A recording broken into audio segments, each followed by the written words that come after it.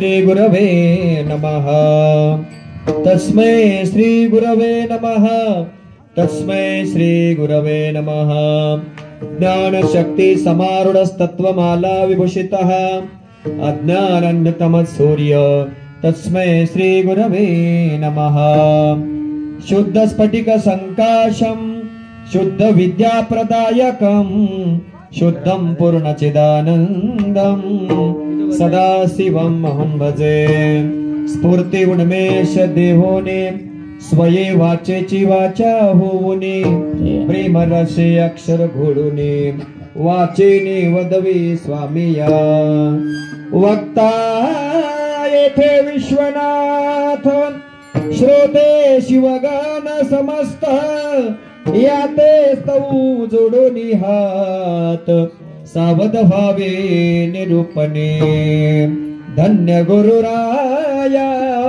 दाखविली सोय धन्य गुरुराया दाखविली सोय धन्य गुरुराया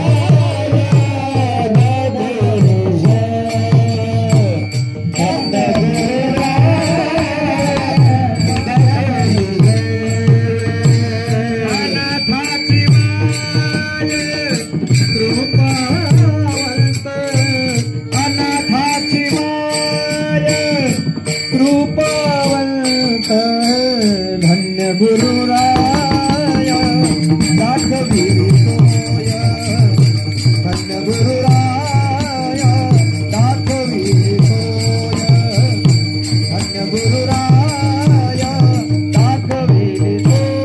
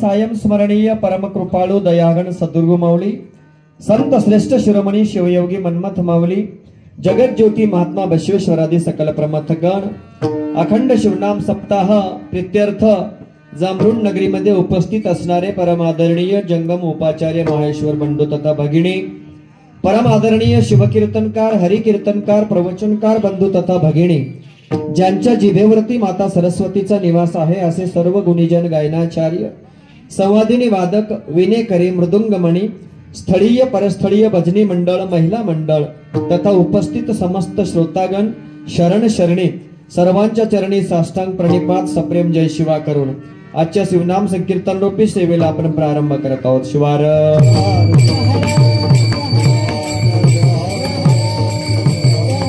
हो सेवेसाठी निवडलेला अभंग सर्वांच्या पाठांतरातला संत शिरोमणी शिवयोगी मन्मथ माऊलींचा अष्टावरणाचं महात्म्य वर्णन करणारा सुंदर असा हा अभंग। अष्टावरणाची महती सांगत असताना संत शिरोमणी शिवयोगी मन्मथ माऊली सारख्या संतांनी अष्टावरण स्वतः जगले ते पंचाचार्याचं त्यांनी अनुसरण केलं आणि षटस्थल ज्ञानी होते संत शिरोमणी शिवयोगी मन्मथ माऊली।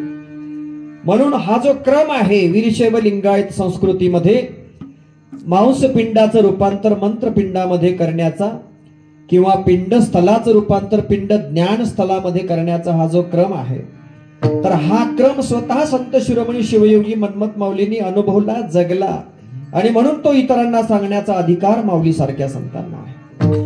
माऊली या अभंगाच्या माध्यमातून वीरशैव लिंगायतांना एक सुलभ मार्ग सांगतायत मुक्तीचा तरुण जाण्याचा जीवन मुक्त होण्याचा तो मार्ग म्हणजे अष्टावरणाचा आहे। शिवार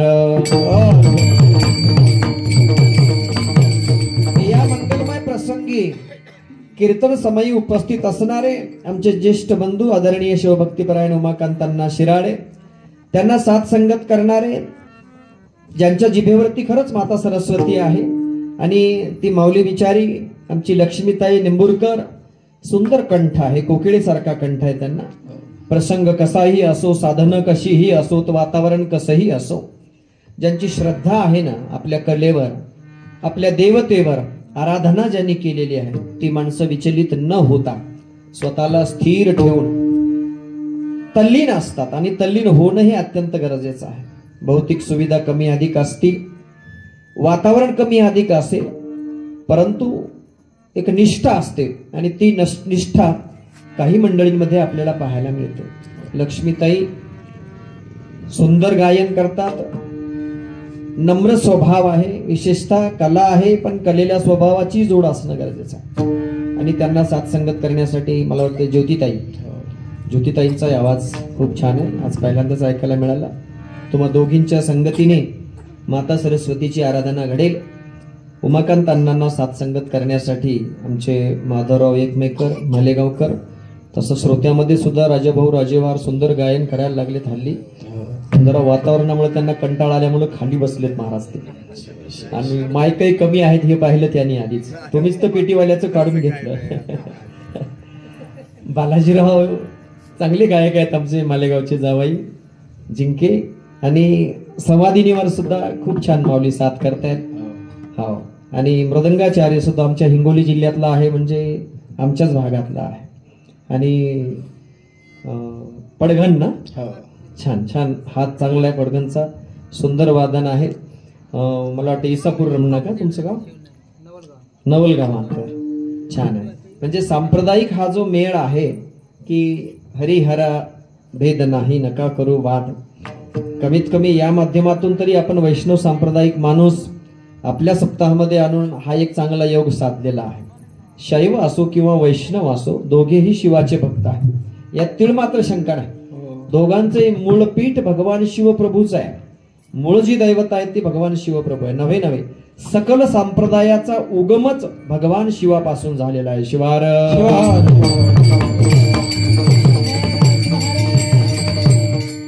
विनेकरी आमचे गायनाचार्य आहेत, ते समाधीने वाजवतात, पेटी सुद्धा वाजवतात, मनात आलं तर काही वाजवतात आणि कोणालाही वाजवतात. केशवराव आमचे ताई साहेब आलेले आहेत, आमच्या सविता ताई. तुम्ही गावातल्याच का? नाही, कोटे ताई, बोरगाव. हा, कोटे उर्मिला ताई. आणि एक बाल मृदंगाचारी इथे दिसला, कुठे गेला की आता? हा, हे तयार व्हायला बघा, ते बरोबर लगे असं सुराला सूर देत होता, खनखनच्या समोर. हा, जिंके आहे. कोणाचा लेकरू ते? रामेश्वरांना बोलवा, त्याला इकडे पाठवा, त्याला हार घालून सत्कार करू त्याचा. आणि या सर्वच भजनी मंडळाला साथ करणारी ही मंडळी, टाळकरी मंडळी माझ्या बाजूला उभा असणारी, हा बालक सुद्धा बसला होता, मुद्दाम त्याला उभा केलं. मला वाटतं युट्यूबवरून आमचे स्वामीजी याचं थेट प्रसारण सुद्धा करत आहेत. आणि तुम्हा सर्वांसाठी आणि या बालकासाठी एकदा टाळ्या झाल्या पाहिजे. ते घेऊन हार आणि इकडे ते फुलांचा. वा, काय छान मृदंग वाजवत होता हो, बरोबर चाटी अशी थाप देत होता गडी. मोठा वादक होणार शिवहार.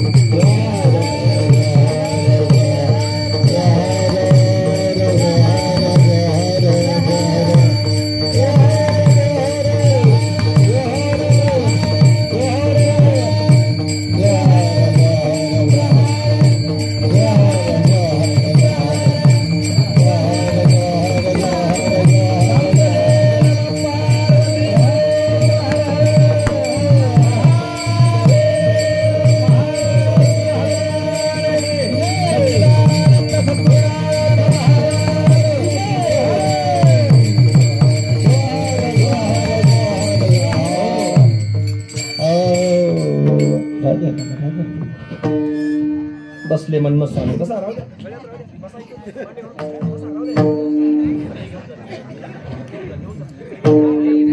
इकडे न्या, त्याला उचलून न्या. छान छान.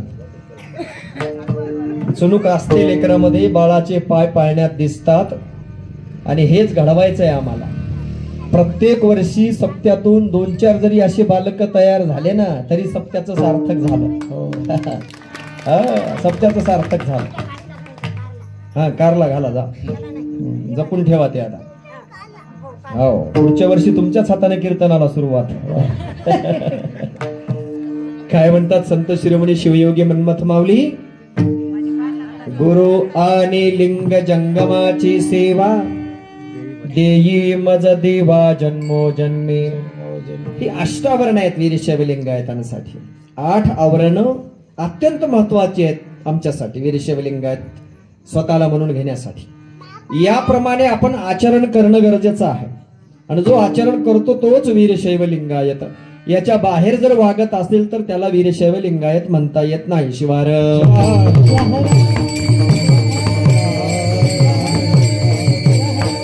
कारण पहिली 3 जी आवरण आहेत, गुरु, लिंग आणि जंगम, ही पूजनीय आवरण आहेत, वंदनीय आवरण आहेत. गुरु आमच्यासाठी एक तत्व आहे आणि गुरुला ब्रह्मानंदम परमसुखदम केवलम ज्ञानमूर्तीम असं म्हटलं. गुरु काय आहे? अज्ञानरूपी अंधकार नाहीसा करण्यासाठी, ज्ञानरूपी प्रकाश निर्माण करण्यासाठी, ज्ञानरूपी अंजन डोळ्यामध्ये घालण्यासाठी ज्यांची भूमिका आहे त्यांना गुरु असं म्हणतात. गुरु, रु म्हणजे प्रकाश आणि गु म्हणजे अंधार, अंधकार. अज्ञानरूपी अंधकारातून ज्ञानरूपी प्रकाशाकडे जे घेऊन जातात आपल्या शिष्याला त्यांना गुरु असं म्हणतात. शिवार गुरुच्या स्वरूपाचं वर्णन करत असताना ब्रह्मानंदम, ज्यांच्या संगतीमध्ये ब्रह्मानंदाची प्राप्ती होते, अत्यानंदाची प्राप्ती होते, उच्चतम आनंदाची प्राप्ती होते, परमार्थातलं सर्वोच्च शिखर गाठता येतं, तो आनंद, सर्वोच्च आनंद, त्याच्या पलीकडे कुठलाही आनंद नाही. तो आनंद, त्या आनंदाचं वर्णन जगद्गुरु तुकोबाराय यांनी केलं. आनंदाचे डोही आनंद तरंग, आनंदाची अंग, आनंदाची अंग,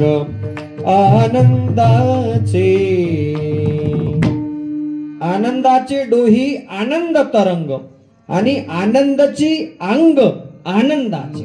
बघा त्या वर्णन कसं केलेलं आहे. आनंदाचा डोह आहे, त्याच्यामध्ये आनंदाचेच तरंग येतात आणि आनंद हेच त्या आनंदाचं अंग आहे. बघा इकडे आमच्या सांप्रदायिक संतांनी काय सांगितलं, आनंदाची व्याख्या कशी केली. आनंदी आनंदा प्रेमाचा निसर्ग, आनंदी आनंदा प्रेमाचा निसर्ग,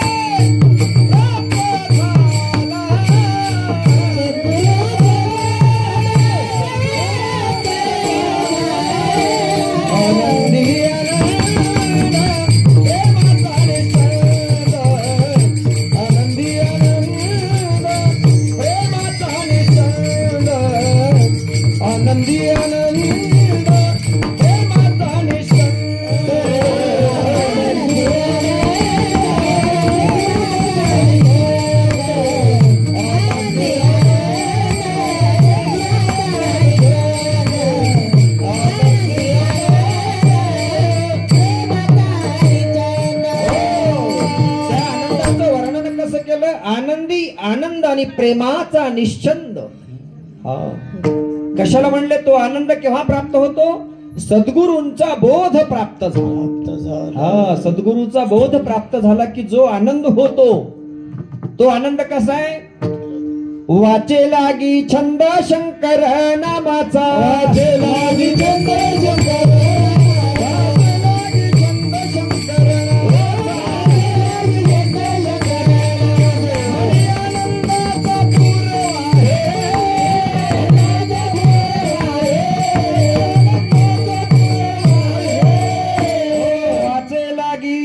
शंकर नामाचा मने आनंदाचा पूर वाहे, आनंदाचा पूर वाहू लागतो महाराज। सुख ब्रह्मानंदी होय,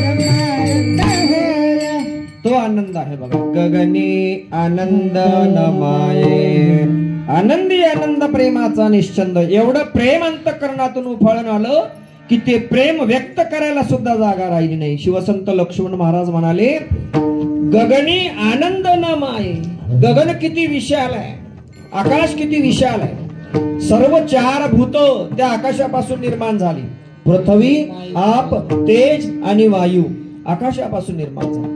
किती व्यापक आहे आकाश, पण हा जो आनंद आहे ज्याला ब्रह्मानंद असं म्हटलेला आहे तो गगनात सुद्धा मावत नाही, इतकी विशाल त्याची व्याप्ती झाली महाराज। आणि हा आनंद कोणामुळे झाला? सद्गुरूच्या संगतीमुळे झाला। म्हणून सद्गुरूला ब्रह्मानंदम असं म्हटलेलं आहे। गुरुतत्व हे आहे अष्टावरणातलं पहिलं तत्व, गुरुतत्व ब्रह्मानंद स्वरूप आहे, ते स्वतःच आनंद स्वरूप आहे सद्गुरु। गुरुरूप हे कुणाचे सांगा कैचे मुळयाचे, विश्वे भरला विश्वांबर दिशे अवघाचे शंकर। किती व्यापक तत्व आहे गुरुतत्व, विश्वी भरून उरलेला आहे ते। हा जो शंकर विश्वामध्ये भरून उरलेला आहे तसं गुरुतत्व आहे महाराज। विशालता आहे त्याच्यामध्ये, व्यापकता आहे, त्याचं वर्णन करता येत नाही। म्हणे महादेव ब्रह्मांड उगवे एकची मार्तंड, महादेव प्रभूंनी त्याची व्याप्ती सांगितली गुरुतत्वाची। जसं ब्रह्मांड आहे, सूर्य निघाल्यानंतर जसं सर्व ब्रह्मांडाचं दर्शन घडतं तसं गुरुचा बोध प्राप्त झाल्यानंतर विश्वात ज्या काही ज्ञानरूपी गोष्टी आहेत त्या सर्व ज्ञानरूपी गोष्टींचा अनुभव शिष्याला प्राप्त होतो। या तत्वाला गुरुतत्व असं म्हणतात। शिवार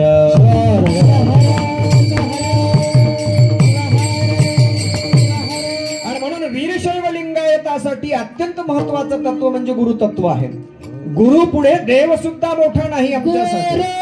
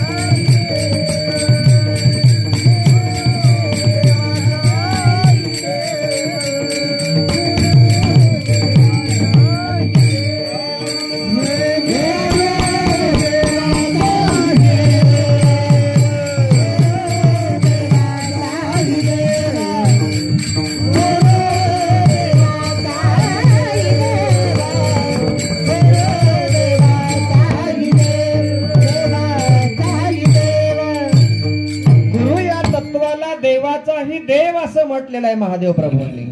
गुरुदेव महादेव गुरुदेव सदाशिव गुरुदैवात परम नास्ते तस्मै श्री गुरवे नमः. परमरहस्यामध्ये माऊलींनी सांगितलं गुरुदेव महादेव.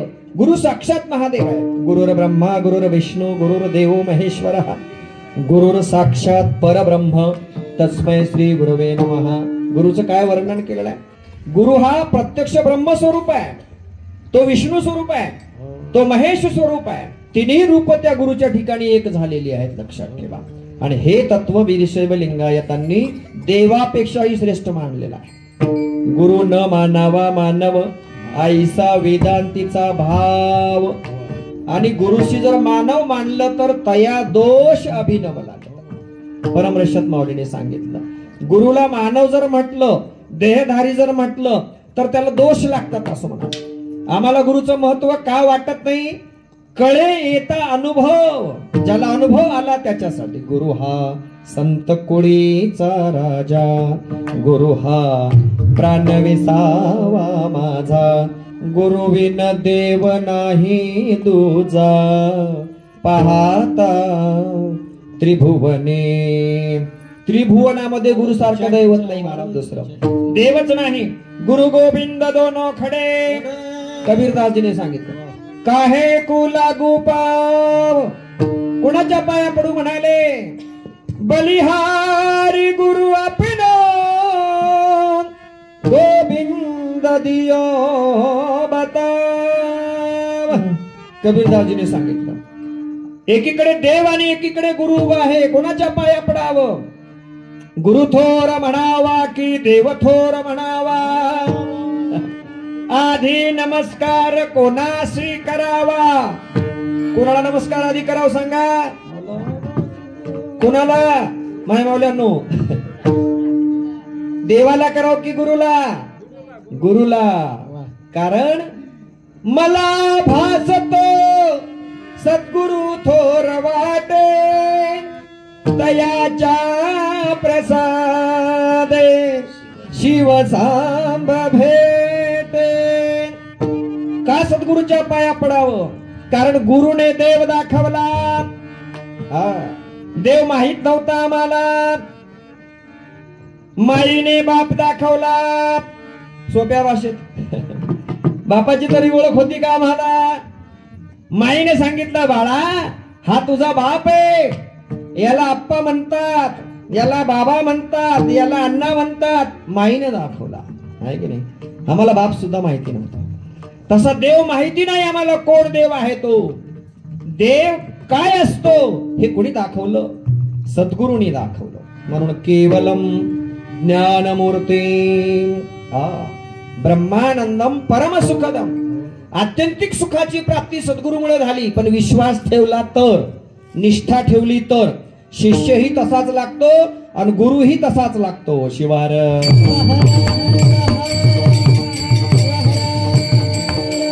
शिष्याची गुरुवर अपार निष्ठा असली पाहिजे आणि गुरुच्या अंतःकरणामध्ये शिष्याबद्दल अपार तळमळ असली पाहिजे. लक्षात ठेवा माय बाप हे देवापेक्षा कमी नाहीत, आहे की नाही? देवापेक्षा माय बाप कमी नाहीत, किंबहुना देवच आहेत.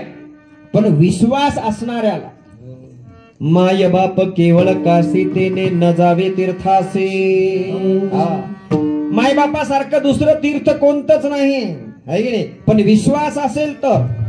आणि माय बाप रानोरान हिंडतायत आणि हा तीर्थ करत फिरतोय, पावेल का तीर्थ? नाही. तसं अनेक देवाच्या पुढे जाऊन डोकं टेकवतोय, पण गुरुला मात्र लाता घालतो. गुरुची मात्र निंदा करतो. गुरुला ओळखलं नाही. देव म्हणतो मला ओळखून उपयोग नाही, तुला गुरुचीच खूण घ्यावी लागेल.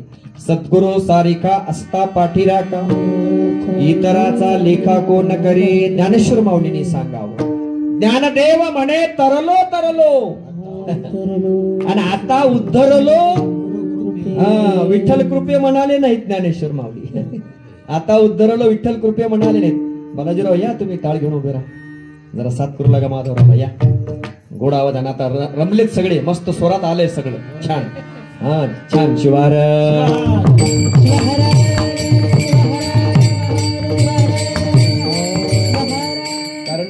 महादेवाचा सुद्धा आवाज खूप गोड आहे बरं का, मधुर आहे, एकदम स्वरात असणारा माणूस आहे, तंतोतंत अगदी काही कमी जास्त जमत नाही त्या माणसाला. मग एवढं गुणवान रत्न भले गावातलं असलं तरी खाली बसून काय उपयोग आहे. आणि आम्ही सोनार आहेत, आम्हाला रत्नपारखी चांगले कळतात को. शिवार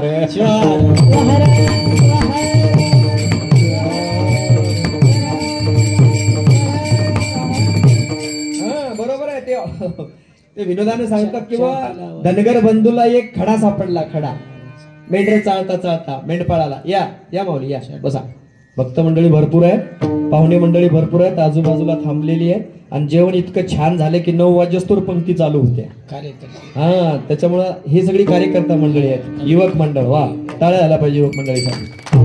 हा, आणि युवकांच्या हाती धुरा जर असेल तर निश्चितपणे उत्कर्ष झाल्याशिवाय राहत नाही. हा, युवक हे देशाचे आधारस्तंभ आहेत, बालक हे देशाचे आधारस्तंभ आहेत. हा बालक बसलाय, मृदंग शिकेल हा पुढे चालून, फुकटनं ही सेवाच आहे त्याची सुद्धा. या सेवेचं फळ मिळणार आहे म्हणून त्याला मी उभं केलं. तो बसला होता खाली टाळ घेऊन, उठू की नको उठू की नको. तुमचा सुद्धा उभा राहायला तयार होता, चांगली ड्रेसिंग करून आलता, पिवळे कपडे. कुठे मोबाईल घेऊन गेला ते, त्याला मोबाईल दिलं ते घरला गेलं. त्याला खरं तर टाळ घेऊन उभा राहायचं होतं. तुम्ही त्याला हाकलून दिलं मोबाईल देऊन, तुमची पिढा तुम्ही काढून दिली. मायबाप आजकाल असंच करायला, पोरग रडू लागलं की माय म्हणते हे घे मोबाईल बस बघत. पण हे घे शिवपाठन बस वाचित म्हणत नाही ती. हा, हे घे पुस्तकन बस वाचत म्हणत, ही घे वहीन लिहित बस म्हणत नाही. मोबाईल दिला की मोकळं. इतकुस काल जन्मलेलं सुद्धा मोबाईल दिलं की गप्प बसाले आणि मग ते मोबाईलच बघत बसाले जन्मभर. मायबापाकडे पुन्हा बघच ना. शिवार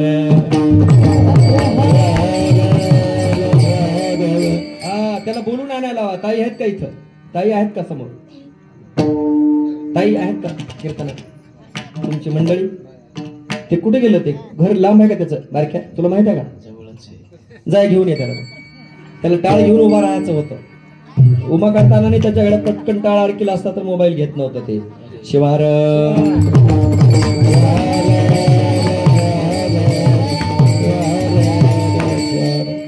आम्ही आता सध्या हेच काम करायला, हुडकायला कुठे काय गवसत आहे ते. आणि एक एक जर असं गमावलं ना तर काही खरं नाही. हे तरुण मंडळ आम्हाला सापडलं पाहिजे आणि ते बसलं पाहिजे, टिकलं पाहिजे. सप्त्यात, कीर्तनात, पंक्तीत टिकलं पाहिजे. कारण तर पुढे सप्त्य चलतील महाराज, नाही तर संपला विषय. हे असे लहान लहान लेकरं आले पाहिजेत इकडे. आता आमचा दादा बघावर हा सुशिक्षित आहे, शिकलेला आहे, चांगलं शिक्षण घेतोय, पण तरी कसा शांत कीर्तनात मांडी घालून बसलाय. इथं मन रमलं पाहिजे महाराज. इथं मन रमलं तर अभ्यासात चांगली गती प्राप्त होते. आणि इथं मन नाही रमलं तर अभ्यासात गती प्राप्त होत नाही. अभ्यास केल्याशिवाय पर्याय नाही. आणि अभ्यासाला डोकं शांत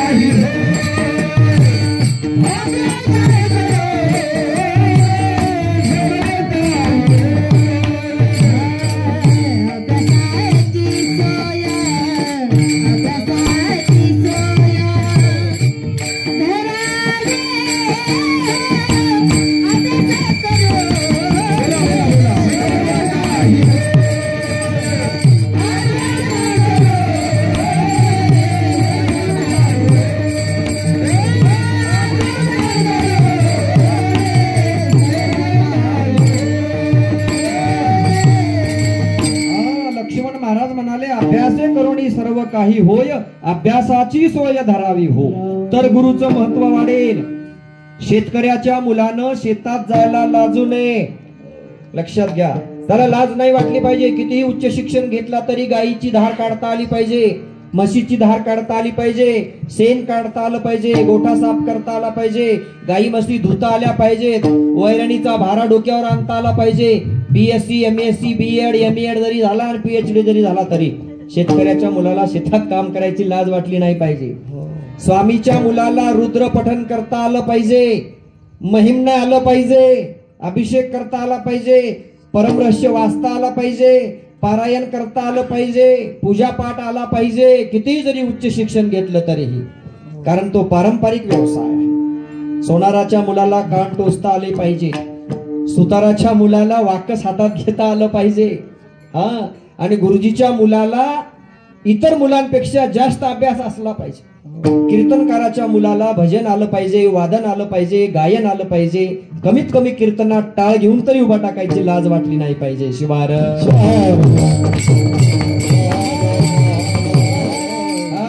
नागाच्या पिल्याला नाचायचं शिकवावं लागत नाही, फणा काढायचं शिकवावं लागत नाही, डुलायला शिकवावं लागत नाही.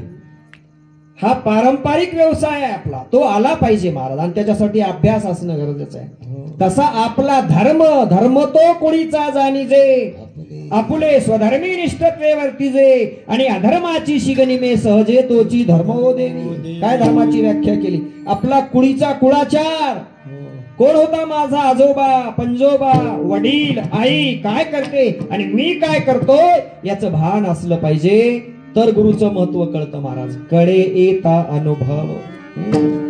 द्रोणाचार्य अर्जुनाला धर्म, भीम, नकुल, सहदेव यांना शिकवलं आणि 100 कौरवांना सुद्धा शिकवलं. राजगुरु होते म्हणून द्रोणाचार्यांनी, राजगुरु होते ते.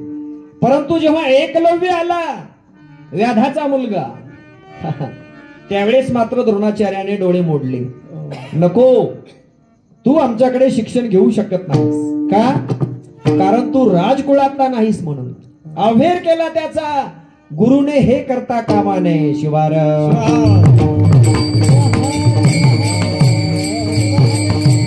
ब्रह्मानंदम परमसुखदम केवलम ज्ञानमूर्ती. प्रत्यक्ष गुरु हा ज्ञानरूपी मूर्ती आहे. त्या गुरुच्या ठिकाणी द्वंद्वातीतम. बघा पुढचं काय आलं ते आणखी. ब्रह्मानंदम परमसुखदम केवलम ज्ञानमूर्ती. द्वंद्वातीतम. त्या गुरुच्या ठिकाणी द्वंद्व असता कामा नये, द्वैत असता कामा नये. ते गुरु आहेत. आणि गुरु जर भेदभाव करत असतील, हा आपल्या जातीचा, हा परक्या जातीचा, हा उच्च कुळातला, हा नीच कुळातला, तर त्या गुरुला सुद्धा दोष लागतो. एवढं मोठं महाभारत आहे की नाही? परंतु तिथे गुरुच्या हातून घडलेली चूक एकलव्याला भोगावी लागली. शिवार पण तरीही अभ्यास करून आणि कळे येता अनुभव. गुरुदेवाचाही देव. एकलव्य सुद्धा मागे हटला नाही. गुरुने अभेर केला तरीही मागे हटला नाही. तो म्हणा ठीक आहे, तुम्ही मला शिकवत नसाल तर मी शिकायला तयार आहे. बघा किती गंमत आहे तिथे. हा विपर्यास आहे, विसंगती आहे महाराज.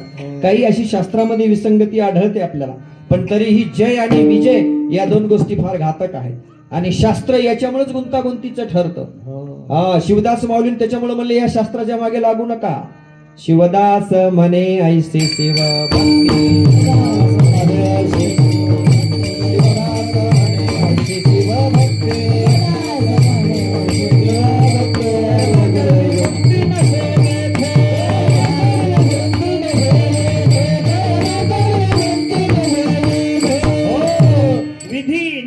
सिद्ध निषिद्ध कर्म अकर्म असा काहीच गुंता नाही म्हणले भक्तीमध्ये. सरळ सरळ आहे भक्ती मार्ग. हा भक्ती मंत्र बहु सोपा.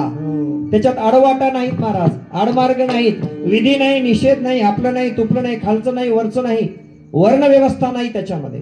मग एकलव्य त्या पाठडीतला निघाला. गुरुलाही भारी भरला तो.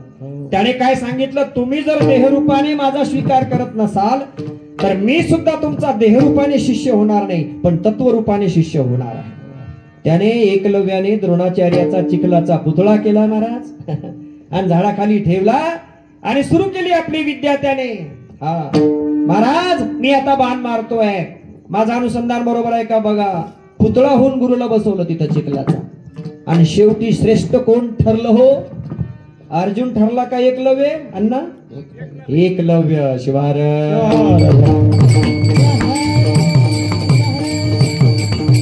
पहा आता तुम्ही, प्रत्यक्ष अर्जुनाला द्रोणाचार्य रूपी गुरु शिकवत होते. गुरुचं रूप त्यांच्या समोर होतं, नव्हे नव्हे सोबत होतं अर्जुनाच्या. पण शेवटच्या प्रसंगात 12 वर्षाची तपश्चर्या झाली. आता परीक्षेची वेळ आली. सगळ्या शिष्यांना घेऊन जेव्हा द्रोणाचार्य जंगलात निघाले, एका कुत्र्याचा भुंकण्याचा आवाज आला. एवढे माणसं कुठं आले म्हणून, आणि थोड्याच वेळात तो आवाज बंदही झाला. द्रोणाचार्यांना आणि कौरव पांडवांना वाटलं, आतापर्यंत भुंकणारं कुत्र बंद झालं कसं काय? कुणी बंद केलं? तर ते कुत्र समोर आलं. त्या कुत्र्याचं फक्त तोंडच बंद केलं होतं, जिभेला धक्का सुद्धा लागू दिला नव्हता. वरचा जबडा वर आणि खालचा जबडा खाली, असे 2च बाण मारले होते. जिभेला लागले नाही का दाताला सुद्धा लागले नाही. मग यांना वाटलं, अरे कोण आहे एवढा धनुर्धारी या जंगलामध्ये? अर्जुनाला सोडून गुरुला सुद्धा अभिमान आला होता. म्हणून द्वंद्वातीतम तत्वमस्यादि लक्ष्यम. तत्वमस्यादि, तत्वम अशी, ते रूप स्वयं तू आहेस, याच्यावर ज्यांचं लक्ष आहे ते द्वंद्वातीत रूप, केवळ ज्ञान मूर्ती, विकार रहित, अशा प्रकारचं ते तत्व आहे गुरु तत्व. पण तरीही त्या तत्वाच्या ठिकाणी देहसंगाने काही काही वेळा विकार निर्माण होतात. शिवार.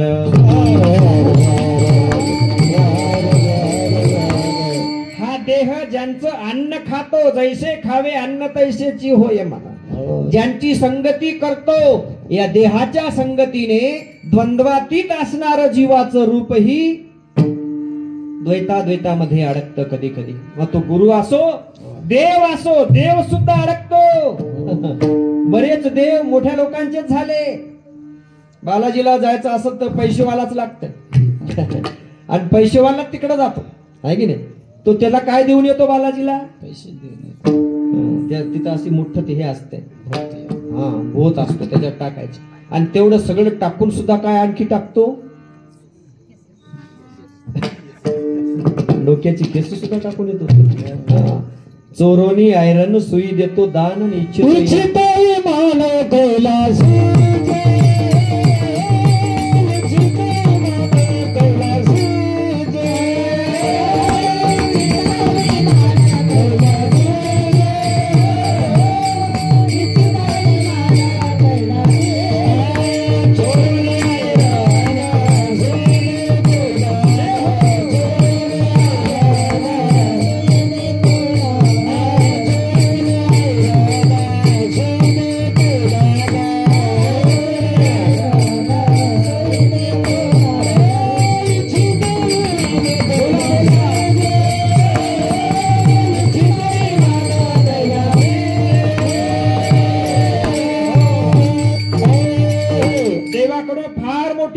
करतात माणसं, पण देवाला फार कमी देतात. द्यायचं सुई एवढं आणि अपेक्षा करायची ऐरणी एवढी. दान देताना मागे पुढे पाहायचं आणि घेताना मात्र हात पसरायचे, झोडी दाखवायची देवाच्या समोर. हो, द्रोणाचार्याला सुद्धा हरवलं एकलव्यानी आपल्या निष्ठेनं. आणि सिद्ध झालं की बाबा गुरु देहरूपाने जरी सोबत नसला तरी तत्वरूपाने असेल तर तो शिष्य घडू शकतो. शिवार. आम्ही सुद्धा कधी कधी गुरुच्या देहातच अडकून बसतो. माझे गुरु फार सुंदर आहेत, माझे गुरु गोरेपान आहेत, आहे की नाही? माझे गुरु तरुण आहेत, माझे गुरु आता तपोवृद्ध झाले, ज्ञानवृद्ध झाले, वयोवृद्ध झाले. म्हणजे गुरुच्या देहाकडेच पाहत राहतो शिष्य आणि त्याच्यातच अडकतो. आमच्या गुरु सारखे दुसरे गुरु कोणतेच नाहीत. आला की नाही विकल्प? मग हे गुरु काहीच कामाचे नाहीत, ते गुरु कल्परवा झालेले आहेत. हा जो भेद येतो ना, हा का येतो? हा देहाकडे पाहिल्यामुळे, रूपाकडे पाहिल्यामुळे येतो. आणि तत्वाकडे जर पाहिलं तर हा भेदच राहत नाही. महाराज, गुरु हे तत्व आहे वीरशैव लिंगायतासाठी. आणि तत्वमस्यादी आहे की नाही, ते एक तत्व आहे. ती कोणती तत्व? ते रूप स्वयं तू आहेस. म्हणजे गुरुचं रूप हे स्वयं शिवाचं रूप आहे. मन्मथ माऊलीने याच्यासाठी सुद्धा श्लोक वापरला सिद्धांत शिखामणीतला आणि आगमातला. एक मूर्तिस्त्रयो भागः गुरु लिंगम तो जंगमः. एकच मूर्ती भगवान शिवाची 3 भागात विभागल्या गेली. शिव हे तत्व, 3 भागात विभागल्या गेल्या वीरशैव लिंगायतासाठी. एक भाग झाला गुरुचा, दुसरा भाग झाला लिंगाचा आणि तिसरा भाग झाला जंगमाचा. शिवार म्हणजे लिंग पूजा करत असताना जर साक्षात गुरु समोर आले तर लिंग पूजा बंद करून तिथे उपचार करून तात्काळ गुरु दर्शनासाठी उठून जावं असं माऊलींनी परमरश्यात सांगितलेलं आहे. परमरश्य तत्वाचार सांगणारा ग्रंथ आहे, लक्षात ठेवा. जर जंगम दारावर आला तर लिंग पूजा सोडून जंगमाला दान देण्यासाठी उठावं किंवा जंगमाला भोजन देण्यासाठी उठावं. हाही शिवाचार माऊलींनी या ठिकाणी परमरश्यामध्ये सांगितलेला आहे. नवे महात्मा बसवेश्वरांनी सुद्धा आपल्या वचनात हा विचार सांगितलेला आहे. कल्ल नागर कंडरे हाल नीरे तोंबरू दिट्ट नागर कंडरे कोटी कोटी उंबरू. खरा नाग जर आला तर त्याला दगडानं ठेचून मारतात है की नाही, आणि खोट्या दगडाच्या नागाला अभिषेक करतात. हाल नीरे तोंबरू उंबगे जंगम बंदरू नडे नडे अंतर. महात्मा बसवेश्वर एका वचनामध्ये म्हणतात, दारावर जर जंगम आला भिक्षा मागायला, महाराज पुढच्या घरी जा, आमचे हात रिकामे नाहीत म्हणतात की नाही. जा पुढच्या घरी, भिक्षुक जर दारावर आला तर. आणि जो देव नैवेद्य खात नाही, भक्त ठेवी नैवेद्याश्री.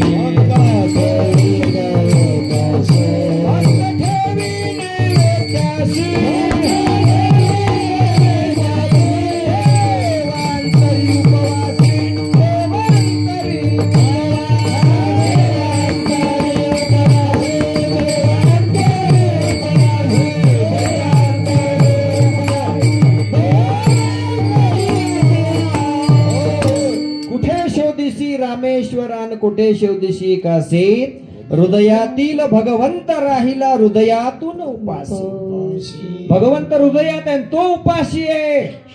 आणि हा जातो काशी रामेश्वर तीर्थ करत.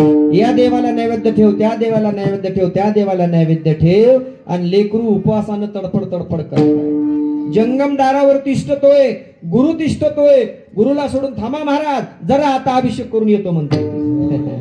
आणि मग सांगा तुम्ही, एवढ्या वेळात गुरु निघून जातात. हे जाते दगडाच्या देवाला अभिषेक करायला. जगद्गुरु तुकोबाराय म्हणाले, तीर्थी धोंडा पाणी देव रोकडा सज्जनी. किती सांगावं सज्जनाला, संतांनी किती सांगावं, तरीही आम्हाला हे पटत नाही. दगडाच्या देवाची पूजा करतो आपण, आहे की नाही. खऱ्या नागोबाचे ठेचिता ती तोंड, जगा माझी धोंड पूजिता.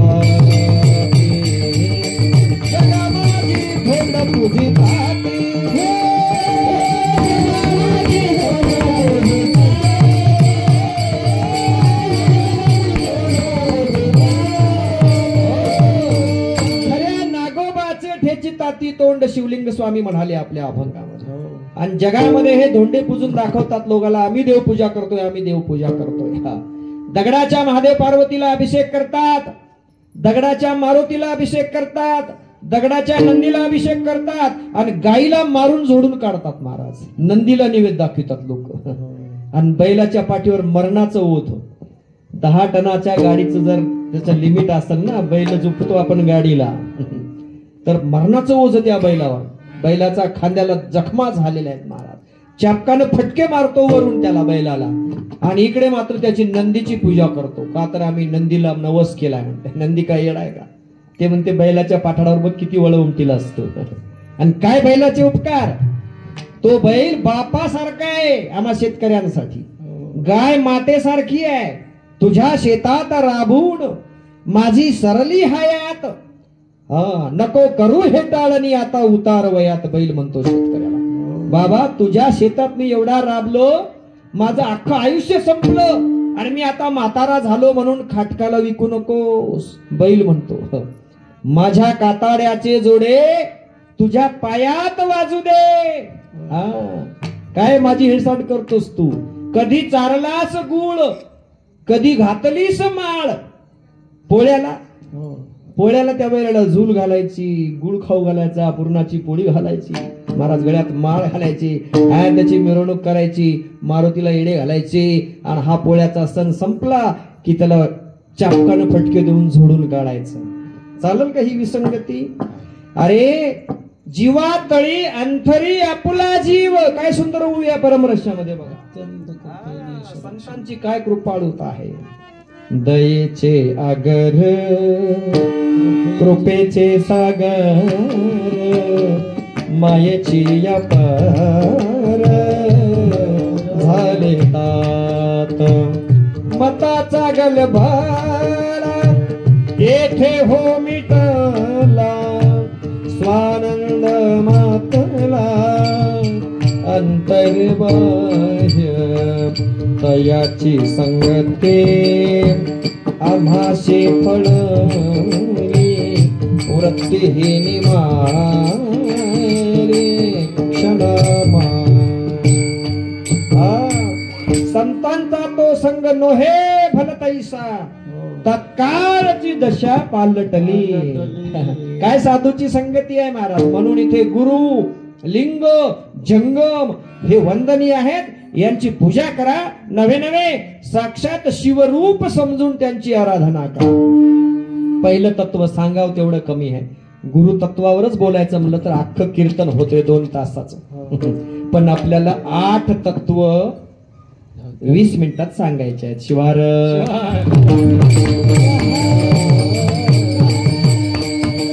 आणि दोष आमचा नाहीये.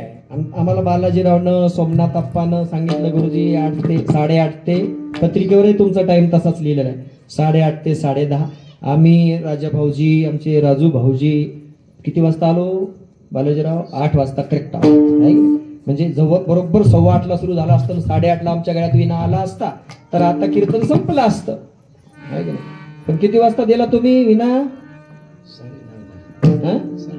9:30 वाजता दिला. तिथून पुढे 2 तास कीर्तन असते. पण आपली गाडी अशी आहे जिल्हा परिषदच्या शाळेवर बरो कितीला आहे सोडायची बरोबर राईट 4ला 11ला म्हणजे 11ला आरती सहित. तुम्हाला तडण नको. 6 दिवसापासून ऐकायला कुठवर ऐकावं माणसानं कान किट होऊन गेले. काही जण वाट पाहिलेत कवा एकदा ही बल्ला संपत्ती की म्हणून आहे का? असं आहे का? सप्ताह कवा संपत म्हणून वाट पाहिले का? नाही ना. म्हणजे अजून 8 दिवस चल द्यायचा का मग? वा वा वा टाळ्या झाल्या पाहिजे तुमच्यासाठी. शिवार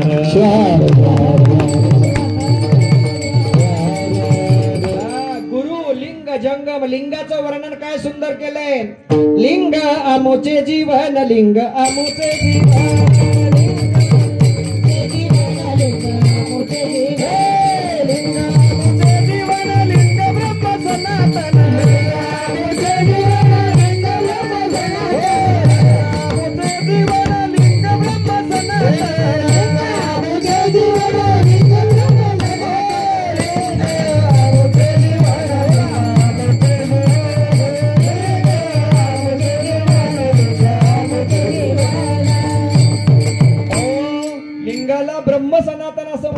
लिंग हे साक्षात ब्रह्मच आहे.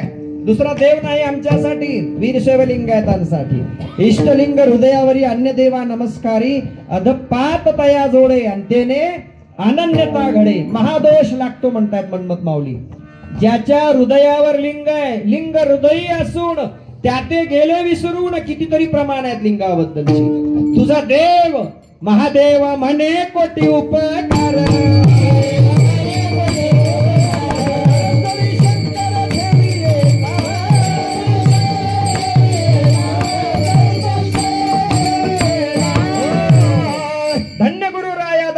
सोयानाथाची माय कृपावंत. काय उपकार आहे सद्गुरूचे. तत्वमसी पद दाखविले मज आणि श्रवणीत बीज रोपिले. सद्गुरूने नवल केलं महाराज. तू तो आहेस. तू साक्षात शिव आहेस हे सांगितलं. आणि हा मंत्र माझ्या कानात रोपिले श्रवणी उगवले नयनी तेची जनीवनी फळाले. माझ्या सद्गुरूने माझ्या कानात सांगितलं. एक बाई भारुडात विनोदानं म्हणते माझ्या गुरुने मला जे सांगितलं ना ते बाई मला नाही कळालं.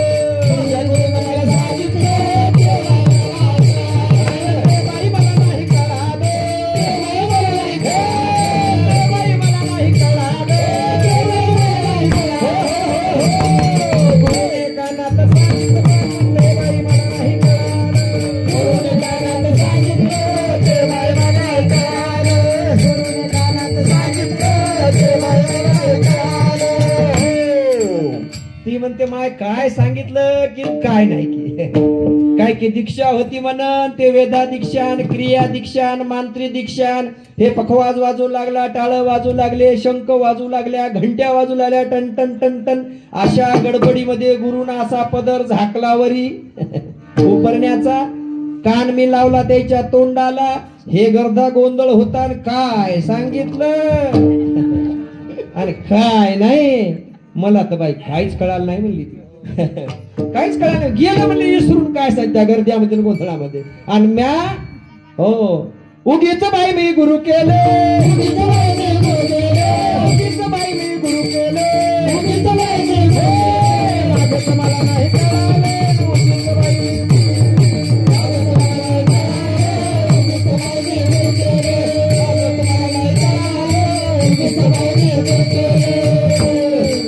म्हणली काय गुरु काय दीक्षा काय कानात मंत्र सांगितला बाय उगीच गुरु केले म्हणले मी काहीच कळालं मग पूजा काय करतात करते आपले घालते लिंगावर पाणी झाली पूजा घालते लिंगावर पाणी आंबगळवाणी आणि काय करते काचा काहाला मेळ नाही महाराज उगीच बाई मी गुरु केले पण एक म्हणाली नाही ग सखे काय सांगू तुला गुरुचं नवल हा काय नवल सांगू माझ्या नयनाची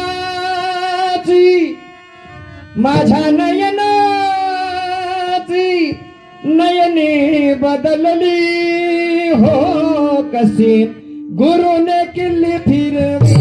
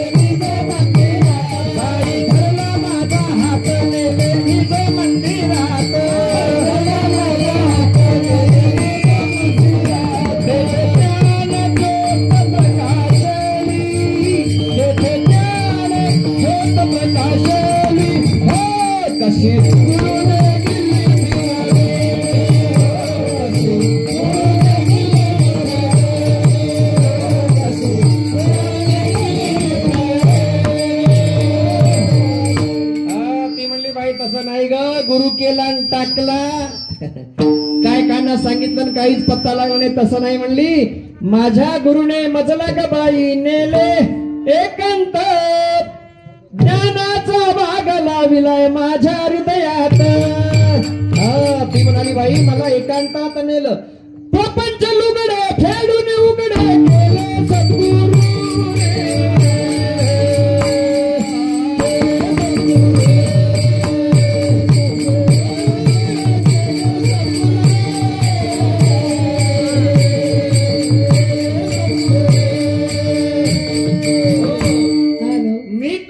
अवघेची गेले काय केलं सद्गुरूने जे मी तू पण होत ते अवघ गेलं महाराज आणि एकांतातलं ठेन मला दाखवलं सद्गुरूची कृपा आहे आणि ते परब्रह्म साक्षात शिवरूप विशाल असणार रूप बिंदू रूपात आणलं आणि माझ्या हातात दिलं त्या बागेत होती एक माळीन पाणी पाटाच वाहत जुन काय बाग आहे मला तिथे एक माळी नाही 3 वाटानं पाणी जात ओघ 17वीचा वाहे निरंतर तो पाठ सांगितला परम रहस्यामध्ये 17वीचा ओघ आहे तो ओघ जान्हवीचा आला ओघ जान्हवीचा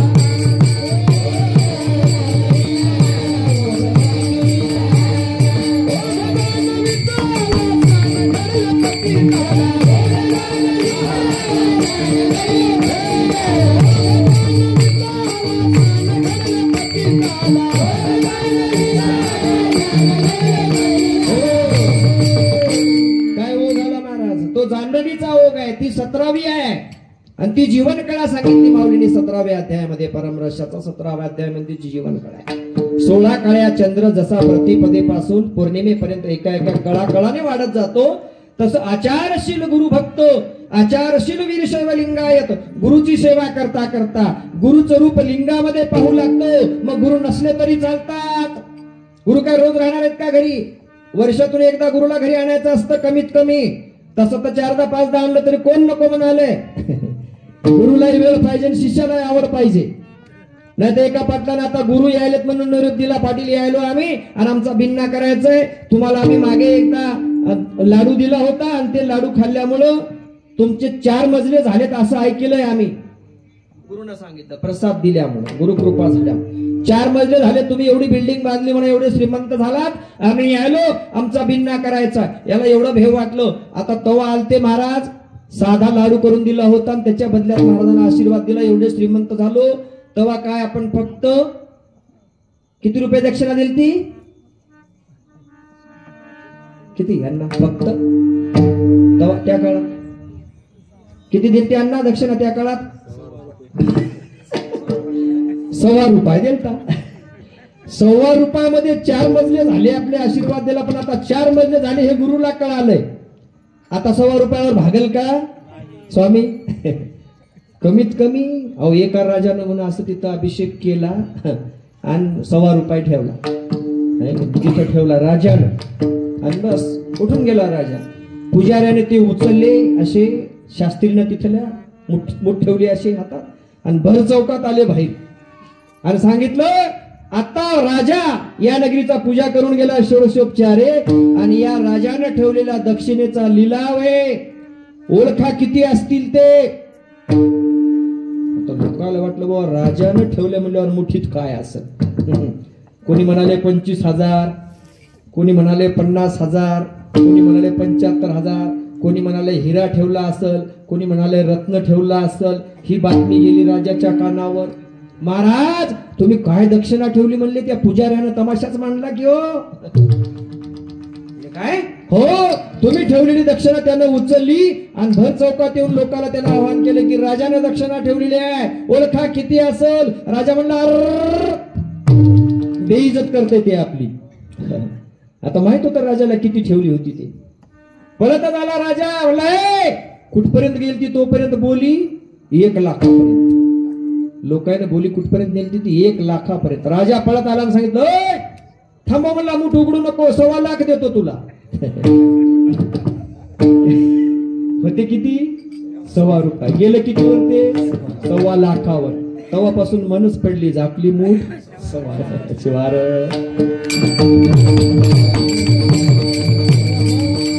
तसं यानं काहीच केलं नाही. मागचं पुढचं सरळ पोलीस स्टेशन मध्ये गेला. पाटील त्या गावचा 4 मजली झाले. महाराज यायले, भिन्ना करावं लागते, महाराजला खूप दक्षिणा द्यावी लागती. फौजदार साहेबाकडे गेला. म्हणला फौजदार साहेब आधी मला अटक करा.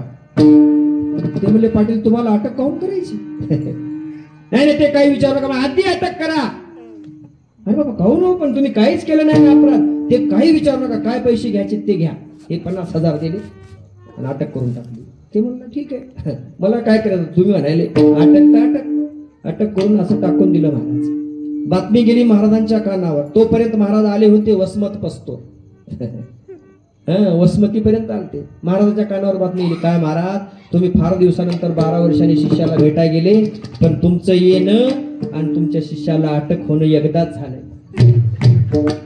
अरे रे रे म्हणले मी काही आशानं आलो होतो. मागे 1.25 रुपयामध्ये एवढा आशीर्वाद दिला की 4 मजली त्याचे झालं. 5 एकर वावराचं 50 एकर झालं. सगळी बागा येते. दरवर्षी 50 लाखाचं उत्पन्न निघाले. आमच्या कानावर आमचं. पण जाऊ द्या म्हणले आता कर्मधर्म संयोग असेल, जाऊ दे. मग आता जाण्यात काय मजा आहे की नाही? महाराज अलीकडे आलते मालेगाव पस्तोर. तिथं बातमी गेली. जाऊ द्या बाबा म्हणजे आता नच गेलेलं बरं, जाऊन काय करता आहे की नाही? आपलंच बेजारी झाली म्हणून समजा आपले तिकटाचे तेवढे पैसे गेले. आल्या पावलं महाराज वापस गेले. ज्या माणसानं निरोप द्यायला गेलं तर ना ते दोन्हीकडचे निरोप देत असते.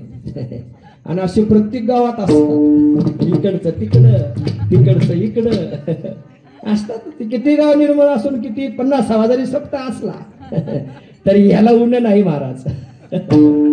ते लगेच वापस आलं इकडं. मला पाटील महाराज येऊ लागले पण मालेगाव पस्तर आलते. मी तिथंच सांगितलं महाराजाला असं असं झालं तुमचं. मग गेले म्हणले महाराज वापस गेले.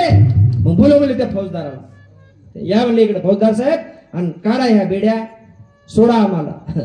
फौजदार साहेब हुशार होता म्हणला. ते म्हणलं वरून ऑर्डर आल्याशिवाय सोडता येत नाही.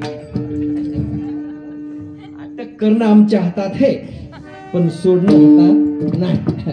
आता तुम्ही का अटक झाले, कोणत्या कलमाखाली झाले, त्याची सगळी चौकशी होईल म्हणले.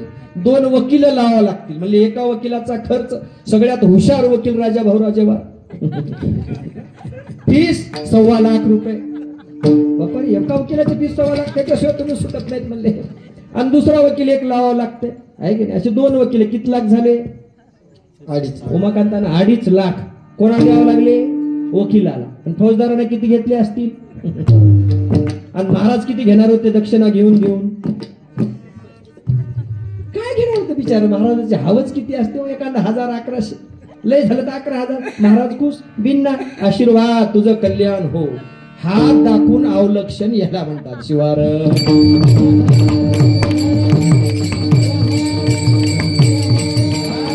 माणसांचा तत्वावर विश्वास नाही, धर्मावर विश्वास नाही, आपल्या धर्मग्रंथावर विश्वास नाही. कोण गुरु, कोण जंगम, कोण लिंग? मन्मथ माऊली म्हणाले, लिंग म्हणे धोंडा धोंडा.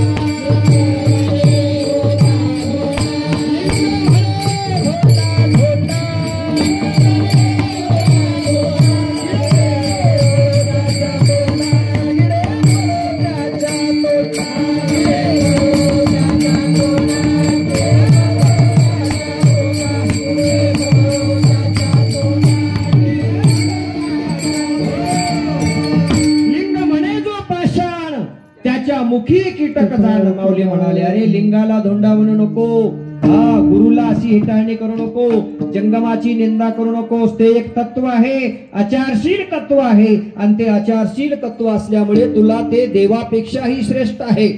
म्हणून त्या तत्वाने सुद्धा एवढी काळजी घेणं गरजेचं आहे. लक्षात ठेवा, गुरु तत्वाने सुद्धा लोभी असता कामा नये. गुरुचे लक्षण मी नाही सांगत आहे, परमरहस्यामध्ये माऊली सांगतायत. जंगमाची लक्षणं माऊली परमरहस्यामध्ये सांगतायत, मी नाही सांगत. आचार मार्गाची ये ठाई, राव रंक सारकाची पाहिन, मार्ग चुकता अग्रेसर ही येई नीच पदासी. मग तो गुरु असो का देव असो. इंद्र चुकला, इंद्रा पडली भगे. चंद्र चुकला, चंद्र झाला काळा. आणि अवदसा आली दमयंती नळा. काय प्रमाण आहे तुम्हाला सांगतो. किती भग पडली इंद्राला? त्या 1000 भूक पडले त्याला. चुकला, संपला विषय. कोणी असो. काय करील प्राणी कर्म बळीवंतन केले ते राहत पुढे उभे. केली या कर्माचे भोगावे ते फळ, आणि पापे घडे छळ पुण्य सुख. जो करेल, जो चुकेल त्याला ते भोगावं लागणार आहे. मग गुरु असला काय, देव असला काय, आहे की नाही. देवाला सुद्धा चुकलं नाही, गुरुला चुकेल, जंगमाला चुकेल, शिष्याला चुकेल, भक्ताला चुकेल, कुणालाही चुकणार नाही. आणि जर चुकला तर शिष्याची श्रद्धा आपोआप कमी होणार आहे. शिवार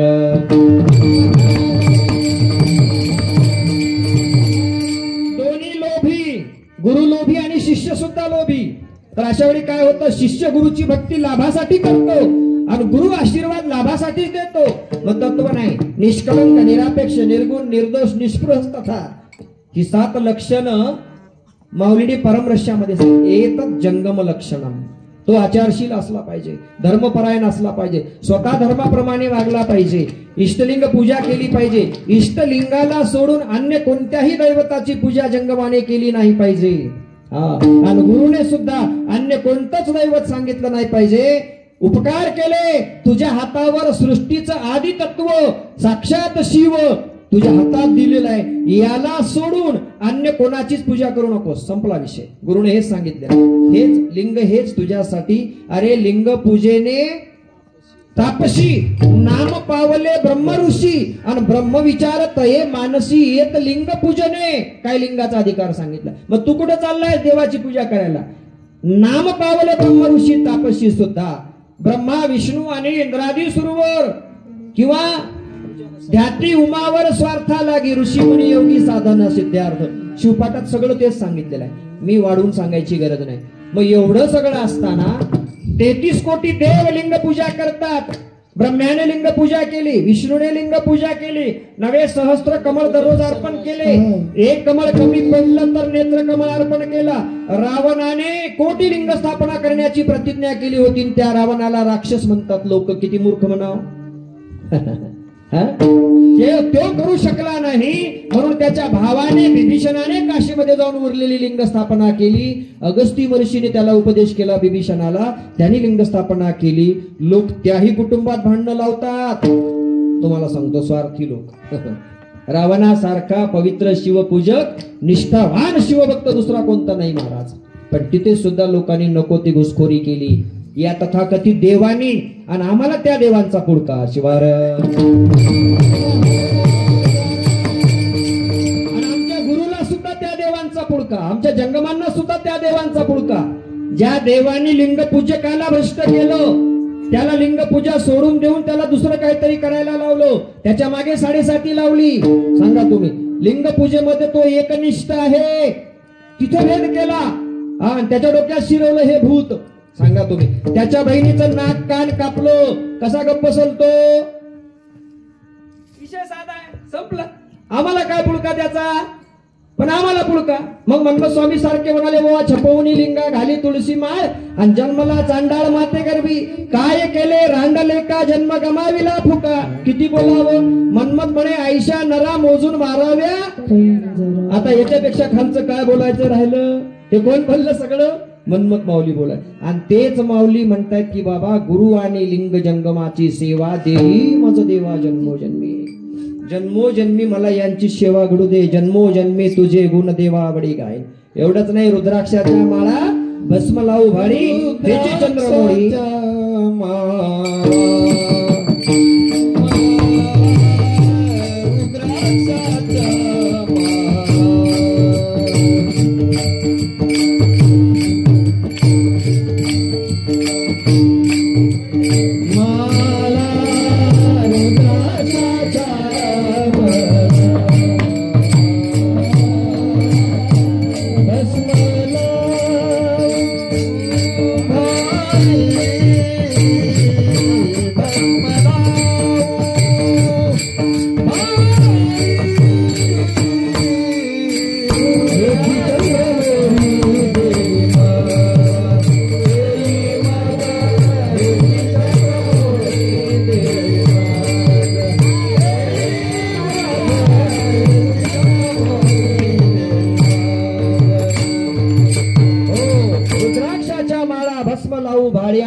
चंद्रमोळी देई मज देवा मला दुसरं आभूषण नको. रुद्राक्षाच्या माळा हे माझ्यासाठी सोन्याच्या माळापेक्षा भारी आहे, रत्नाच्या माळांपेक्षा भारी आहेत. हनुमंतरायाला नवरत्नाचा कंठातला हार सीतामाईने दिला होता. या कथा आपण नुसत्या ऐकतो आणि या कारण ऐकून त्या कारण सोडून देतो. तर त्या हनुमंतरायानं ते नवरत्न एक एक एक एक फोडून असे गळ्यातले फेकून दिले, मणी सुद्धा चावून चावून टाकून दिले. ती म्हणाली बाबा रे, एवढ्या आवडीने मी माझ्या गळ्यातला नवरत्नाचा हार तुला दिलाय आणि तू असा तोडून काय टाकतोस, काय फोडून पाहतोस त्या मण्यात? तो हनुमंत म्हणाला, या मण्यामध्ये मला माझा राम दिसतो का ते पाहतोय. सांगा तुम्ही, त्याला गरज नाही त्या सोने रुपये अलंकाराची. गुरु तुकोबाराय म्हणाले, सोने रुपये आम्हा मृत्तिके समान आणि वाहत असे आन विठोबाची. आम्हाला सोनं रूप हे मातीसारखं आहे म्हणाले. हरळय्या चांभार रस्त्याने जोडे घेऊन जात असताना हरळय्याच्या वाटेमध्ये महान शिवभक्त हरळय्या महात्मा बसवेश्वरांचा शरण, वाटेमध्ये सोन्याचं कड पडलं होतं, असं थोडस उघडं होतं.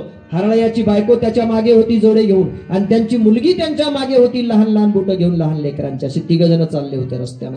हरळय्यानं ते कड पाहिलं. हरळय्याला वाटलं हे सोन्याचं कड उचलण्यासाठी आपली बायको पुढे येईल किंवा तिचं मन तिथे लोभानं असं पगळेल, म्हणून त्यानं काय केलं, आपल्या पायानं त्याच्यावर माती झाकली. मग त्या बाईनं पाहिलं ते काय करतायत आपले मालक, सोन्याच्या कड्यावर माती झाकतायत. त्याने माती झाकून पुढे गेले, पण थोडं आणखी उघडं राहिलं होतं. तिला वाटलं आपली मुलगी पाठीमागून येते, ती कदाचित हे पाहून उचलून घेईल, म्हणून तिनं उरलेली माती त्याच्यावर टाकली. मुलगी मागून काय म्हणाली, तात अव्वा ಏನ್ ಮಾಡ್ಲತ್ರಿ ಇದು ಏನ್ ಮಾಡ್ಲತ್ರಿ काय करता तुम्ही हे माती का मिसळत आहात? कोण म्हणाले? त्यांची मुलगी. काय अधिकार त्या मुलीचा? मातीत माती का मिसळत आहात? का तुम्हाला तुमच्या मुलीवर विश्वास नाही? अहो माझ्यासाठी ती मातीन ते सोनं सारखंच आहे. तुम्ही का माझी चिंता करताय? मी तुमची मुलगी आहे. शिवार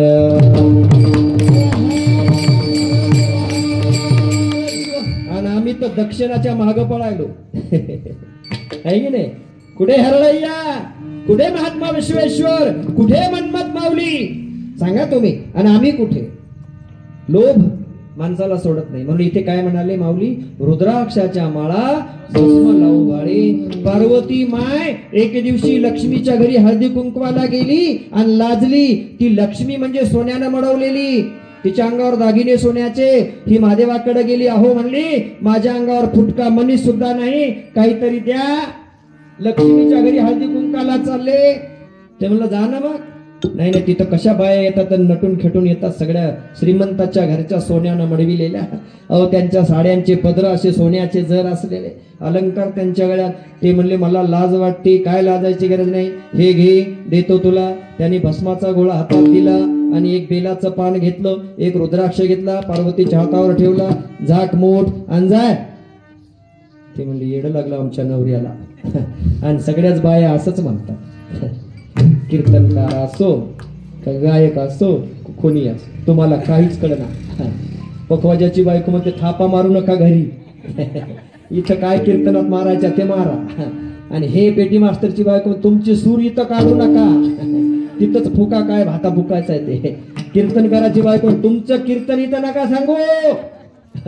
भजण्याची बायको तुमची चाल इथं नका लावू, तुमची चाल मला चांगली माहित आहे. मग ती तशीच म्हणली काय येडं लागलं म्हणली माझ्या देवाला. अहो कोण विचारतं या बेलाच्या पानाला भस्माच्या गोळाला? लक्ष्मीच्या घरी चालले. अगं जाऊन तर बघ. हा गेली महाराज आणि तिला लाज वाटली, अशी मूठ झाकली. भस्माचा गोळा, बेलाचं पान, रुद्राक्ष अशी मूठ झाकली. महाग हात करून तिथं उभी राहिली दरवाजात लक्ष्मीच्या वैकुंठामध्ये. हा द्वारका नगरीमध्ये लक्ष्मी वाटच पाहत होती. सगळ्या बाया आल्या, माय कोण आलं नाही?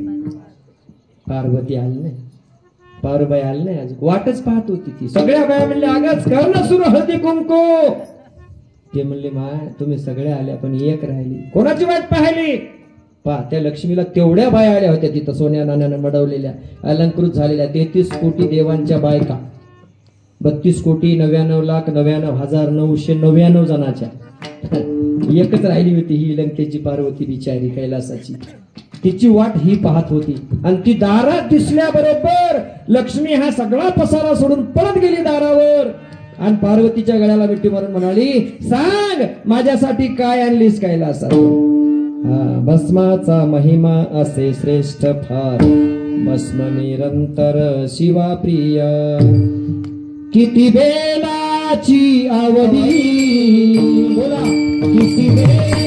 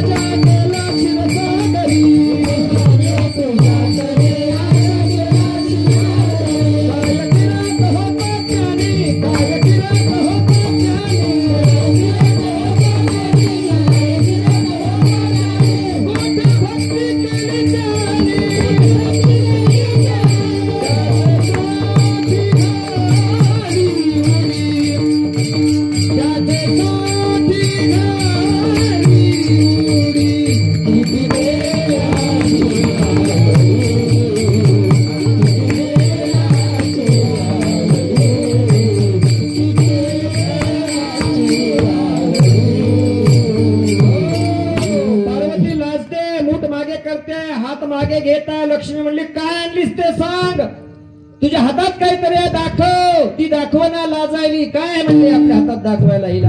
आणि काय नव्हतं पार्वतीच्या अंगावर? सगळ्या अंगाला भस्म लावलेलं, फुलांच्या माळा, रुद्राक्षाच्या माळा, कानात रुद्राक्ष, गळ्यात रुद्राक्ष, मनगटात, दंडात, सगळीकडे अंगाने रुद्राक्ष, वक्षस्थळावर रुद्राक्ष, जटेमध्ये रुद्राक्ष. आणि काहीच नव्हतं तिच्या अंगावर बिचारायचं. तिला लाज वाटू लागली.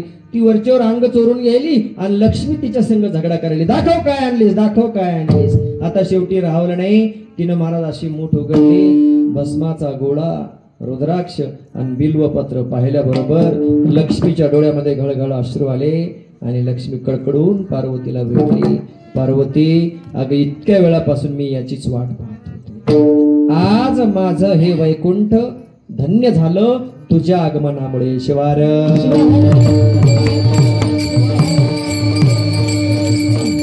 हा महिमा आहे. शिवलांछन लांछिताय नमः.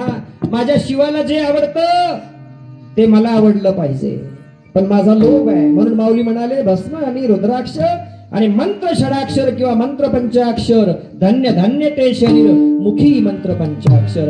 हे 3 आवरण धारणीय आहेत. रुद्राक्ष, भस्म आणि मंत्र. रुद्राक्ष सर्वांगावर, भस्म सर्वांगाला आणि मंत्र पंचाक्षर मुखामध्ये असेल तर ते शरीर धन्य होतं. नवे नवे जन्म मरणाचा फेरा चुकतो. आणि शेवटची 2 आवरण ही सेवनीय किंवा प्रसाद रूप आहेत. तीर्थ आणि प्रसाद, मंत्र षडाक्षर. तीर्थ आणि प्रसाद मंत्र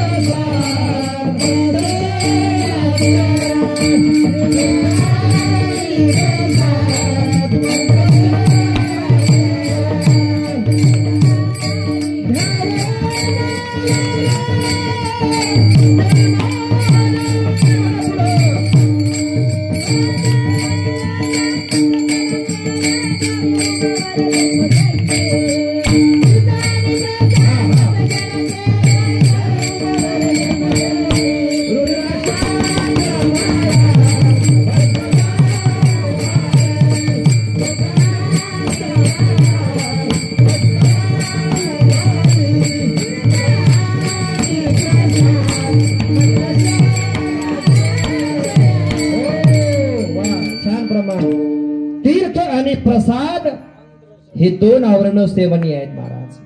गुरुलिंग जंगम पूजनीय वंदनीय, भस्म रुद्राक्ष आणि मंत्र धारणीय, तीर्थ आणि प्रसाद सेवनीय अशी 8 आवरण. तीर्थ आणि प्रसाद ग्रहण करायचा आहे. कोणतं तीर्थ? गुरु तीर्थ बिंदूची सरी काशी न पावे बरोबरी मा इतरांची काय थोरी पाद तीर्था पुढे वळणावया. गुरु तीर्थ बिंदूची सरी काशी सुद्धा बरोबरी करू शकत नाही. काशी मणिकर्णिका ते आता जे कोणतं काल परवा ते कुंभमेळा झाला, ते नर्मदा परिक्रमा असेल काय असेल ते जे काही तीर्थ असतील ते आहे की नाही, हे सगळे तीर्थ एकीकडं आणि गुरु तीर्थ बिंदूची सरी. गंगा तीर्थी एक अवगुण खोली जाता जाय बुडून गुरु तीर्थ न बुडवी म्हणून तरुण जाते कैलासा. गंगेमध्ये खोल पाण्यात गेलं तर बुडण्याची शक्यता आहे, पण गुरुतीर्थ पादतीर्थ पादतीर्थ पादोदक याचा अर्थ असा होतो पाद आणि उदक आहे की नाही. ज्ञान ग्रहण करणे म्हणजे पादोदक आहे. म्हणजे हे सिद्धांत शिखामणीच्या रूपातून तुम्हा आम्हाला साधारणपणे काय वाटतं की बाबा गुरुचे पाय धुतलेलं पाणी म्हणजे तीर्थ, हा भाग वेगळा सर्वसामान्य जीवासाठी. पाय धुतलेलं पाणी इतकं त्याचा खालचा अर्थ नाहीये त्या पादोदकाचा, लक्षात ठेवा. हे शरीर उदकासारखं पवित्र होतं. अपवित्र असणारं शरीर पवित्र होणे याचा अर्थ पादोदक ग्रहण करणे म्हणजे क्रियापाद चर्यापाद ज्ञानपाद अशा त्या क्रिया आहेत किंवा तो क्रम आहे. क्रिया करून चर्या करावी लागते म्हणजे आचरण करावं लागतं आणि मग ते झालं की ज्ञानपाद, मग ज्ञानाची प्राप्ती होते. अंगस्थलाचं रूपांतर लिंगस्थलात होणे म्हणजे पादतीर्थ घेणे. शिवार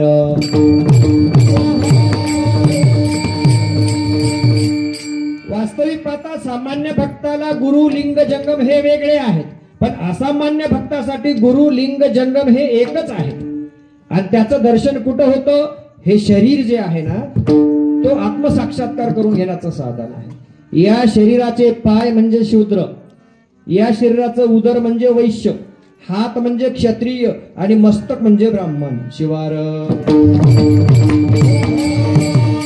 वर्ण व्यवस्था दुसरीकडे नाही. आम्हाला काय वाटतं वर्ण व्यवस्था म्हणजे ब्राह्मण वरचा, क्षत्रिय मधला भांडण करणारा, लढाया करणारा, वैश्य म्हणजे व्यापार करणार आणि शूद्र म्हणजे झाडपाणी करणारा. हे बरोबर आहे महाराज. खरं म्हणजे हे शरीरच तसं आहे. हे पाय नको तिथे गेले की शूद्रपणा आला, हे पाय तीर्थाला गेले, हे पाय भजनाला गेले, हे पाय कीर्तनाला गेले, हे पाय देवदर्शनाला गेले, हे पाय मायबापाच्या दर्शनाला गेले की ते तीर्थ झालं. समजलं तुम्हाला? मायबापाच्या पाया पडलं रोज संपलं. कोण्या तीर्थाला जायची गरज नाही, कोण्या देवाची पूजा करायची गरज नाही. पण आपल्याला होतंय का तेवढं अवघड काम? थोडं आहे का ते? सोपं आहे का काम? हो, किती पैसे खर्च कर? जवळपास 1.5 लाख रुपये तरी लागतात रोज मायबापाच्या पाया पडायचं म्हणलं तर. ते कुंभमेळ्याला जाणं सोपं आहे, फुकट जाते माणूस. कुंभमेळ्याला फुकट जाते ना. हा, उलट व्हायला काही. कुंभमेळ्याला जाणं अवघड आहे. ट्रॅव्हल्स करावं लागती, गाडी करावं लागती, यात्रा कंपनी 50 माणसं गोळा करा, त्याच्या खाण्यापिण्याचा, हा, त्याचा जाण्या येण्याचा. अहो, लोक दिंड्या करतात, त्याचे तर पैसे घेतात. हा, लागतात 5,000 आणि घेतात 10,000 वसूल करतात. गाडी पकडल्या जाते, 1.5 लाख रुपये ते पोलीसवाला घेते आणि यानं जमा करून करून करून 1 लाख जमले होते. 50,000 घरून द्यावं लागतात त्याला, दिंडी काढणाऱ्याला. मग बोंबलतोय, माय उगाच दिंडी काढली म्हणते, 50,000 घरून गेले. तुला आगाव कुठाने कोण कर म्हणलं होतं? अरे बा, 2 रुपयाची वात किंवा मेणबत्ती तू लक्ष दीपोत्सवाच्या नावाखाली 51 रुपये त्याला फीस लावली. 2 रुपयाच्या उदबत्तीचे, मेणबत्तीचे 2 रुपयाची मेणबत्ती दिली आणि 51 रुपयाचं कार्ड त्याच्या नावचं इकलं. लागलं गाडीचा डॅश डिवायडरला, गाडी गेली बोंबलं. त्याचे सगळे 2-4 फुगे फुटले, मागच्या सीटचे, पुढच्या सीटचे. 8 लाखाची गाडी चकनाचूर होऊन गेली. म्हणजे 2 रुपयाचे 51 घेऊन त्यानं असले कुठाने केलं होतं. देव काय नीट आहे का? हा, ती नियती काय नीट आहे का? त्यानं बरोबर शिक्षा देते महाराज. हा, तिथे त्याच्या दरबारामध्ये बरोबर न्याय आहे की नाही? तिथे जे कर्म करायचे तुला ते शुद्ध अंतःकरणाने करायचे. म्हणून फार अवघड नाही आहे भक्ती. तसं वरवर पाहता गुरु वेगवेगळे नाहीत. कोणाला? असामान्य माणसाला. आणि सामान्य माणसाला आमचे गुरु, तुमचे गुरु, याचे गुरु, त्याचे गुरु, त्याचे गुरु. गुरु अनेक करून टाकले. गुरुत भांडणं लावले त्याला तत्व कळालं नाही आहे की नाही? त्याला ज्याला तत्व कळालं तिथे वादच मिटून जातो. तसं लिंग पूजा करत असताना आत्मस्वरूपाचं दर्शन आहे महाराज. हे शरीर आत्मसाक्षात्कार करून देतं. इथे गुरु आहे, इथेच लिंग आहे, ज्योती स्वरूप लिंग आहे. सांगा तुम्ही, इथे जंगम आहे. चालते बोलते जंगम जाणीजे. जंगम याचा अर्थ काय? तो जन्मने, गमनागमन करणे आणि मरणे. ज म्हणजे जन्मने, ग म्हणजे गमनागमन आणि म म्हणजे मरणे. जंगम, जन्म मरणाचा फेरा या देहाचा अनंत चालू आहे. 84 लक्ष योनी. मग हाच जंगम आहे. हा फेरा चुकला की तोच काय झाला? गुरु झाला आहे की नाही? आणि त्याला आत्मस्वरूपाचं ज्ञान झालं की तोच लिंग स्वरूप झाला. तिन्ही एकत्र झाले. पण हे कळायला अवघड आहे. सामान्य जीवासाठी काही दिवस लिंग पूजा करावी लागते. सामान्य जीवासाठी लिंग पूजा करता करता करता करता त्या लिंगामध्येच गुरु दिसतात, तिथे जंगम दिसतात, त्याच्यातच शिव दिसतो. मग आता लिंग पूजा नाही केली तरी चालते, पण त्याला ही 44 स्थळं ओलांडून जावं लागतात. 101 स्थळं सिद्धांत शिखामणीची. हा, माऊली अष्टावरणातून पंचचाराकडे घेऊन जातात आणि तिथून पुन्हा षटस्थळाकडे घेऊन जातात. हे 8 आवरणे एकदा कळाली ना, तीर्थ प्रसाद याचा अर्थ जे मुखात घ्यायलाय ते लिंगाला दाखवून घ्यायचे आणि लिंगाला दाखवल्यानंतर ते प्रसाद होतो आणि त्याच्यामुळे मनाची प्रसन्नता निर्माण होते. त्याला प्रसाद असं म्हणतात. जे अन्न खाल्ल्यानंतर प्रसन्नता निर्माण होते त्याला प्रसाद असं म्हणतात. आणि जे अन्न खाल्ल्यावर लोकांची चोरी करावं वाटते, लोकांना धोका द्यावा वाटते, लोकांना खोटं बोलावं वाटते, लोकांना फसवावं वाटतंय, तो प्रसाद नाही आहे की नाही? तीर्थ कोणतं आहे? त्रिविध आणि दशत्रिविध असा परमरहस्यामध्ये विधी आहे. पण आपल्याला ते काही जमत नाही, व्यवस्थित करत नाही. म्हणून आपण लिंगावरच सकाळी पूजा करताना गुरुतीर्थाय नमः, लिंगतीर्थाय नमः, जंगमतीर्थाय नमः असं म्हणून 3 वेळा शुद्ध पात्रामध्ये अभिषिक्त केलेलं जल, ओंकार प्रणव त्या पात्रावर काढलेला, त्याला भस्म लावलेलं ते जल जर अशा 3 पद्धतीने घेतलं तर एकच तीर्थ ते त्रिविध होतं. गुरुतीर्थाय, लिंगतीर्थाय, जंगमतीर्थाय नमः ते उचलून प्यायचं आहे. डोसक्याला लावायचं नाही, त्याच्याने केस वाढतात, बुद्धी वाढत नाही. अंगाला लावत बसायचं नाही महाराज आहे की नाही? ते पूर्णपणे पिऊन टाकायचे. वस्त्राशी, तीर्थाचा वस्त्राशी पुसू नये हात. आता सांगत बसलो तर रात्र जाईल, पण आपल्याकडे रात्र थोडी सोंग फार. खूप मोठं तत्वज्ञान असू द्या. आता विस्तारित मी काही करत बसत नाही. तुम्हाला परमरहस्यामध्ये बघायचंय ते आहे की नाही? आणि त्याप्रमाणे आचरण करायचं. नुसतं पारायणाला बसला, सप्ताह झाला, पोथी पक्की बांधली, गेल्या वर्षीचं वस्त्र, या वर्षीचं वस्त्र, 3ऱ्या वर्षीचं, 15 वर्षाचे वस्त्र पक्के बांधले, दोरीनं फिट बांधली, अशी गाठ मारली, उचलली पोथी, ठेवली फटाला आणि पुढच्या वर्षी मग सप्ताह आल्यावरच काढली. याला पारायण म्हणत नाहीत. वाचून त्याच्यात परायण होणं, ते ज्ञान डोक्यात घेणं म्हणजे परायण होणं आहे. याच्यासाठी नाही आहे महाराज. कर्म करायचं तर ते जाणून करायचे आणि गुरुला हे विचारायचं आल्यावर, महाराज आमच्या बाईचं लग्न जुळणं, पोराला नोकरीच लागणं, मला सुखच मिळणं, काय करायचं त्या महाराजाला? तुझ्या घराने ऐकून तुझ्या पोराचं म्हणणं महाराजांना काय करा? महाराजाचं झालं नाही अजून, तू काल 6.5 किलो शिवार.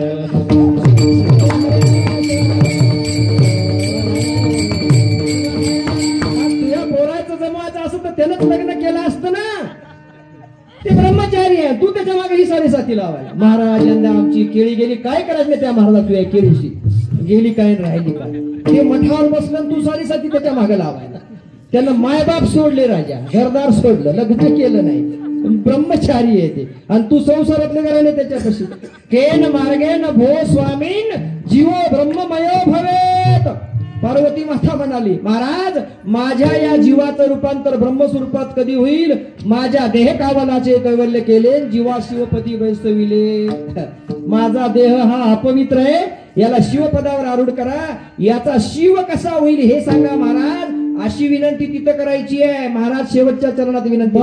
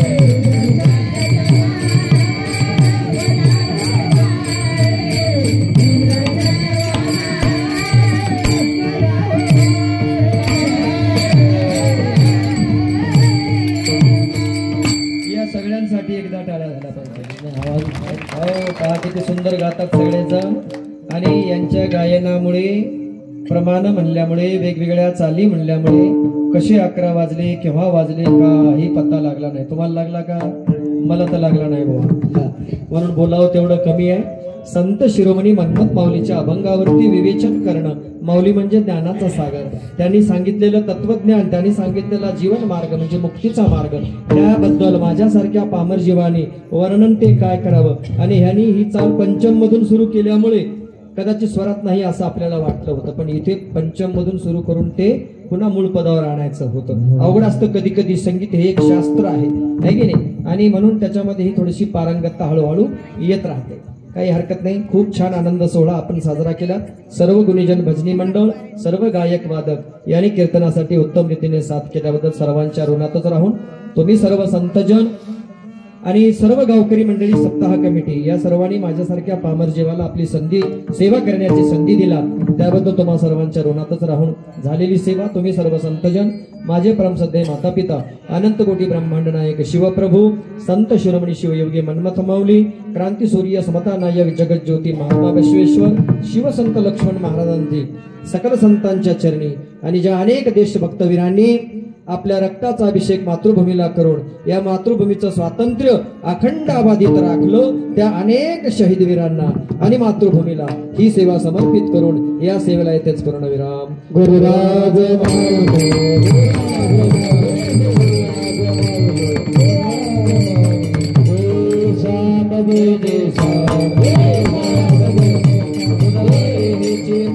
तुझे नामी